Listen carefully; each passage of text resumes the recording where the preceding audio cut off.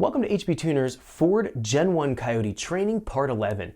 In this training module, we're going to take a look at how we can program our injector data using our template applicator feature. We're also going to be taking a look at how the fuel injector data needs to be programmed specifically for a fuel return style system if you've installed one on your Gen 1 Coyote application.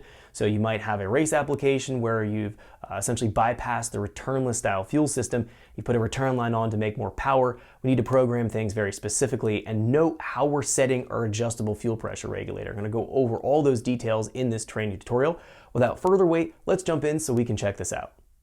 Okay, so let's get started. We're going to be taking a look at working with programming our fuel injector data in our Gen 1 Coyote applications using our template applicator feature, and specifically taking a look at how we program our injector data for return style fuel systems with a one-to-one referenced fuel pressure regulator. So if you installed a return system, you're putting on a fuel pressure regulator, you're running a vacuum line from the intake plenum to the fuel pressure regulator for a proper fuel system so we can dial up the fuel delivery and fuel flow rate for higher power force induction applications.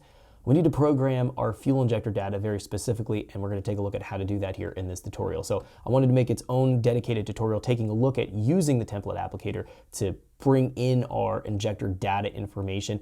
I've made it essentially a seamless process for most all the injectors that are going to be found on the aftermarket for our Gen 1 Coyotes. And then again, looking at this specific situation when we have a return style system. So first things first, I have a bone stock 2013 Mustang 6-speed example file open here. If we take a look under engine and we jump here under our fuel, and then in general, we take a look at our injector control, all of our injector data here is going to be stock. Now, if we're putting in aftermarket injectors, that might be Ford Racing, could be Injector Dynamics, it could be Fuel Injector Clinic, or it could be DW injectors, among many other options that are probably out there. Those are the more common options. And we want to go in and typically select and choose one of those type of injectors because we have some form of injector data to program in here to be able to characterize that fuel mass into an injector pulse width that we've talked about in our last tutorial. So I've showed in that last tutorial how you can go from a injector data sheet and transfer the data into your calibration file. Now, that's a tedious process, and that's definitely going to take time out if you're building a base file, trying to go in and program a car quickly and doing it in a professional type of environment. Time is money, and we want to be able to save as much time as we possibly can to be as efficient as possible to get through calibrating the cars. So what I've done here is use the template applicator to create injector data characterization files specific for what type of injector you're dealing with, and if the injector is going to be in a return or returnless system, and then if it's in a return style system, what the base pressure is going to be noted at, because it changes the flow and it changes your offset or your latency of the injector, as we're going to find. So we're going to take a look at what gets changed in the return style systems and some things that we need to pay attention to. But let's first take a look at using our template applicator to bring in our injector data. It's going to make it incredibly simple for you to get going and generating a base file. So if we go here to edit and we go into template applicator and we jump in here to our file open, we go here to open tune template. Now in here, we're going to move into our HP Tuner's Gen 1 Coyote folder, and then in the subfolder template applicator, this is where I have all of our template files that we can open up and bring in the data to the existing strategy file that we have open and read from the vehicle that we're trying to tune.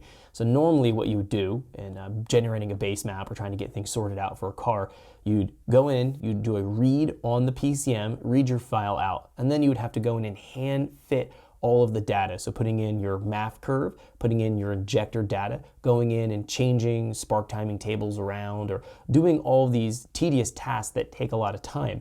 We're going to cut out that amount of time you're going to spend by simply going into the template applicator and using this as a base map generator, specific for, again, the type of injectors that you're dealing with. Now, the best data is going to come from either Ford Racing or Injector Dynamics. I try to use their injectors whenever possible. I have provided data for FIC and for DW, so there is some alternate injector data that we have to source for those specific injectors that you might potentially be running. But again, I would highly recommend to run Injector Dynamics or Ford Racing, depending on what you're doing in terms of the fuel flow needs.